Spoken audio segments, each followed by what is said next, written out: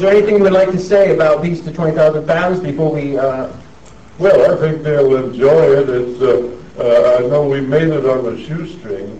When I received a call from a gentleman, the producer, he said, we've got a script, we don't know what the beast is going to look like.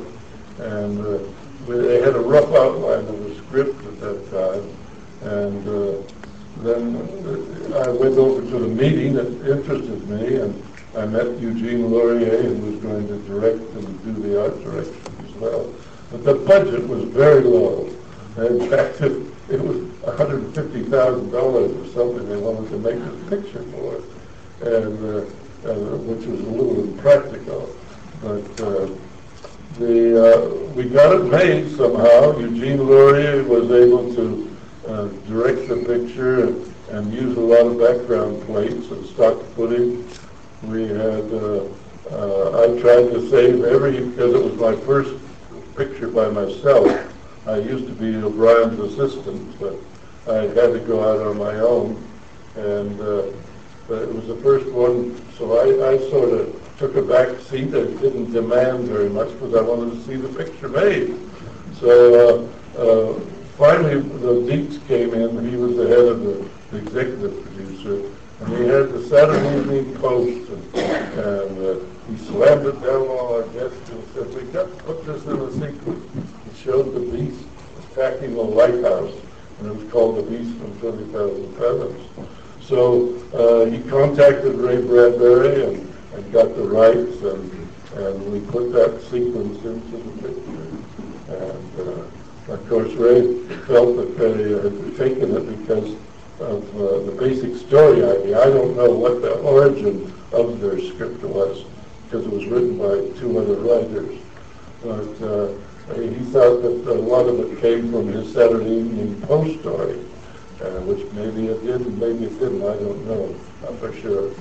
But anyway, it was based on Ray's attack of the lighthouse, and his was a short story, of course. But you'll see that it developed over a period of time. It took us about 3 or 4 months before we actually formulated the script. I brought in ideas with making big drawings, some of which are being exhibited across the street, and every picture tells a story. In every picture they have your book as well, yes, as well as the book tells a lot about it. And Bradbury's painting of the Halloween tree. Yes. There's a lot of great stuff across the street. So the beast finally got made, and we had to make it, as I say, on a shoestring, and it was considered a B picture, always pictures, because when we made Mighty Joe Young, it got, they dumped the overhead of RKO on our budget, and it made the picture, Mighty Joe, appear to cost a vast amount of money, which it didn't. It was budgeted for $1.5 million at that time, which was an expensive film.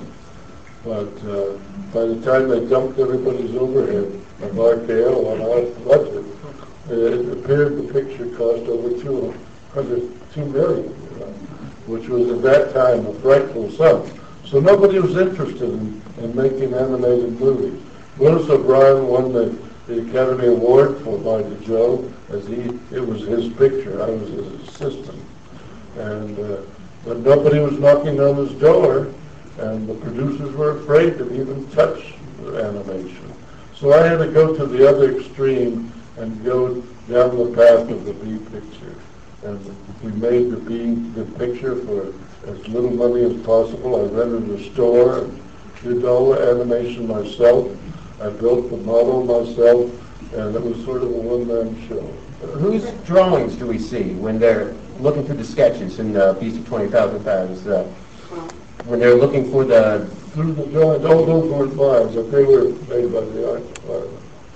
But I made sketches of what I thought I could do for the least amount of money, and you'll see on this picture, I think it looks much more expensive than it was. So they got frightened. That was a period when they had Panavision and all these other visions, Cinerama, and everything seemed to be in color. And the producer got frightened because he had this old black and white picture. And so he tried to sell it off, and he sold it to Warner Brothers. And Warner Brothers bought it for about twice the sum that the picture cost. And then all they did was rescore it. They didn't recut it or anything. And they rescored it because the original score was not quite suitable.